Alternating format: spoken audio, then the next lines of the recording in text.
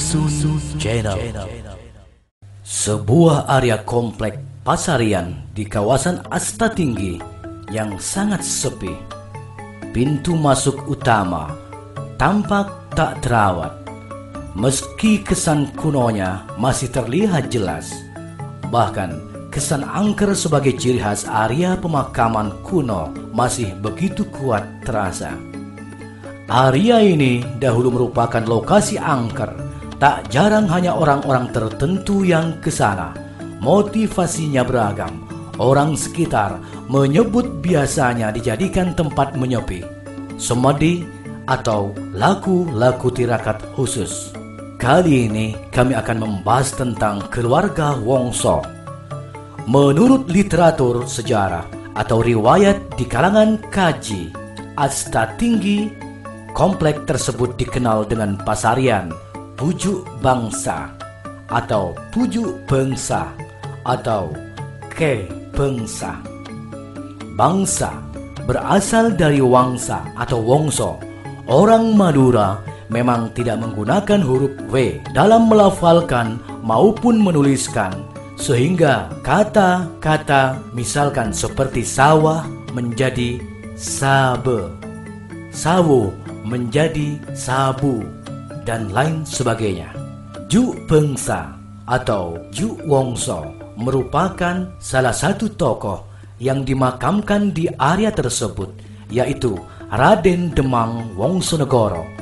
Beliau merupakan patih dalam di masa Pangeran Jimat atau Cakranegara III yang memerintah pada tahun 1721 sampai 1744. Dalam catatan lain, Raden Demang Wongsonegoro ditulis atau disebut juga dengan sebutan Kiai Demang Wongsonegoro. Patih Wongso merupakan putra sulung Raden Onggodi Wongso alias Raden Entol Anom. Cikal bakal bangunan rumah panggung di Sumenep di lingkungan keluarga rumah panggung yang terletak di Kelurahan Kepanjin, Sumenep. Raden Onggodi Wongso juga dikenal dengan sebutan Patih Ronggo Tiwoso. Raden Wongsonegoro ini bersaudara dengan Raden Kromo Sura alias Raden Atmoloko, yaitu jaksa keraton yang kemudian menjadi patih. Jika ditarik ke atas, berdasar catatan silsilah Sumenep, Raden Wongsonegoro masih keturunan Pangeran Sosrodipuro alias Pangeran Sabapele Sampang. Sedangkan Pangeran Sabapele adalah saudara kandung dari Panembahan Ronggo Sukowati, yaitu Raja Pamekasan di abad 16. Salah satu putri Panembahan Ronggo adalah Ibunda Tumenggung Yudonegoro, penguasa Sumenep di tahun 1648 sampai 1672 Masehi. Sehingga jika ditarik ke bawah, hubungan kekerabatan Wongsonegoro dengan penguasa kala itu, yaitu Pangeran Jimat alias Cokronegoro II, adalah paman dan keponakan. Ayah dan sekaligus ibu Pangeran Jimat masih sepupu 4 kali atau disebut juga 4 pupu dengan Raden Wongsonegoro. Istri Wongsonegoro sendiri masih sepupu Pangeran Jimat, yakni sama-sama cucu Pangeran Pulangjiwo, Raja Sumenep yang memerintah di tahun 1672 sampai 1678. Istri Pulangjiwo adalah salah satu putri Yudonegoro. Kedudukan Wongsonegoro sebagai patih mengganti ayahandanya, Raden Onggodi Wongso. Beliau dikenal sebagai sosok yang bijaksana, cerdas, dan berwibawa. Kedudukannya juga sebagai penasehat keraton.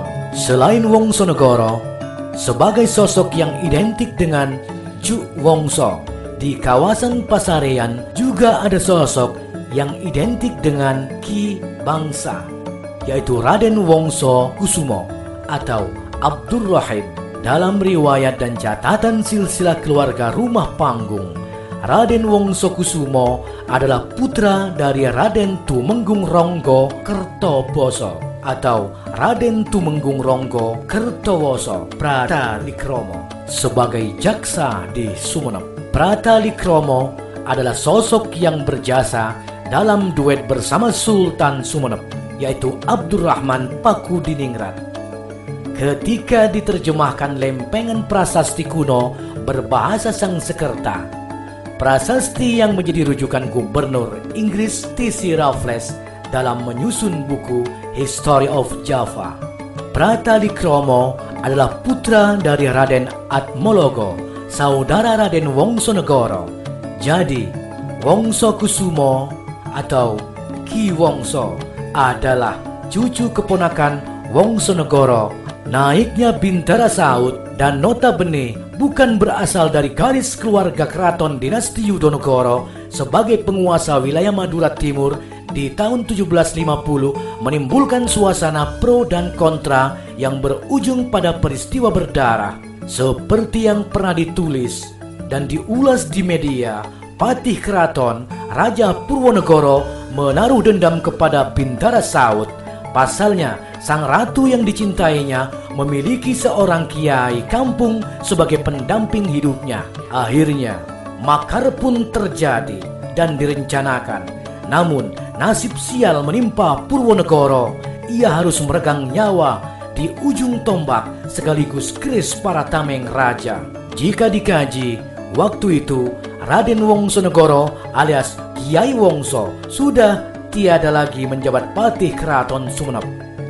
Menurut riwayat keluarga rumah panggung, Wongsonegoro memang meletakkan jabatan karena sudah sepuh. Ketika prahara sampai puncaknya, Wongsonegoro yang biasa dijadikan rujukan dimintai keluarga keraton untuk menjernihkan suasana.